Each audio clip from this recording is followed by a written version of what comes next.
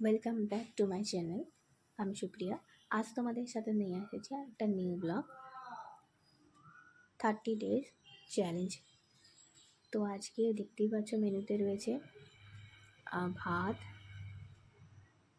খাসির মাংস, স্যালাড, শাক আর লেবু। তো প্রথমেই শাক দিয়ে ভাতটা খেয়ে নিলাম।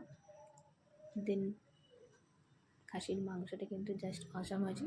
রবিবারে দেখবে এরকম একটু খেতে ভালোই লাগে, তবে এটা ছিল বিবারে, রবিবার খাওয়া হয়নি।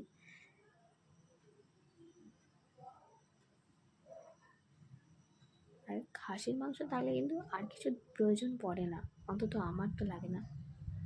তো দেখতে পাচ্ছ ভীষণ সফট হয়েছিল।